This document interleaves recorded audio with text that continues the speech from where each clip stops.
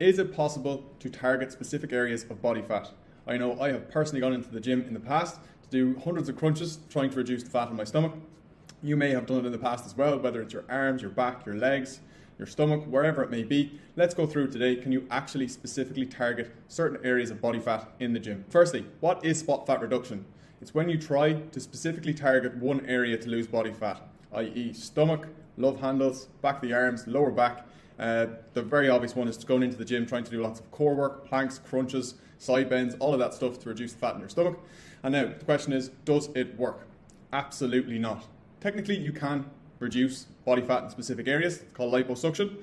But when we are using the gym as a modality for us to improve our body composition, there is no possible way that you can actually reduce body fat from specific areas. And I'm going to tell you why. So technically speaking, it is actually possible to work on a specific area and increase fat oxidation in that specific area.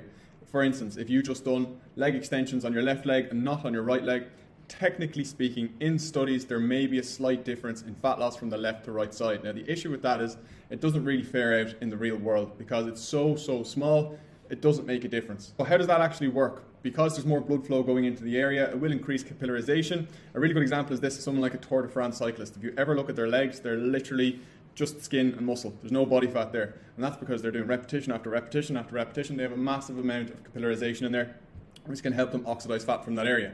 But that doesn't fare out for average Joe soaps like myself and yourself, who are in the gym a couple of times per week. It's not enough work. Hundreds and thousands of crunches is not enough work for you to increase capillarization, for you to actually reduce the body fat from that specific area. So while on paper, it's technically possible to do it, it's just never ever going to work out. Now, most people store body fat in and around their midriff, and there's actually a reason for it. It's called central adiposity, and the reason why we do that is a couple of reasons. Storing body fat as a fuel source around your midriff is important because it allows you to use your hands and legs as you would. Imagine you're trying to fight a bear or run away from a tiger. You don't want to be storing loads of fat on your limbs. So that's why we store it on our midriff and our stomach. And also because it protects our organs and also keeps them warm as well. So it makes sense biologically. Now, what actually determines how we lose body fat? So we know, I'm always harping on about the calorie deficit, calorie deficit, calorie deficit.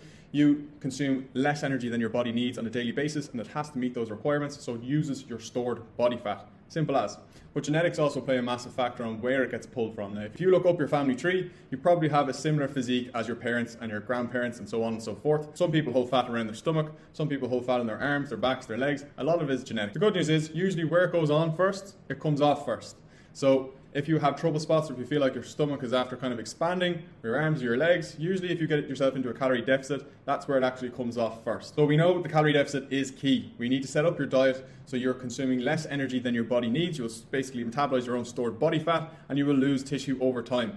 You have no say on where that comes from. That could be from your stomach, your back, your legs, your baby toe, your face, anywhere. But the fact of the matter is, if you stay consistently in your calorie deficit, you will lose it from all areas. If you weight train 3 to 5 times per week and consume 1.6 to 2 grams per kilo of lean body weight of protein, that should say, you will lose primarily stored body fat. And that's what we want. We don't want to end up on this fat loss journey for you to end up being skinny. We want to feel lean, fit, aesthetic. And that's what most people are going for. So we need to be training a couple times per week to signal your body to keep that muscle mass on your frame. Muscle mass is very calorie demanding and oxygen demanding, so if there's no necessity for it to be there, your body will get rid of it. Same with protein requirements. You need to be consuming about 1.6 grams to 2 grams per kilo of lean body weight to actually have enough resources outside the house to build a house. So make sure that your protein, for me, I'm 100 kilos, I need to be between 160 grams and 200 grams each and every day to ensure I'm not losing muscle mass. Now, I hope that makes sense. There's absolutely no way you can spot fat reduce, except if you go and get liposuction. That's not what we're here for. The main thing you need to note here is, over time, when you're in your calorie deficit, you're going to metabolize stored body fat from all areas, including the area that you find is your trouble spot.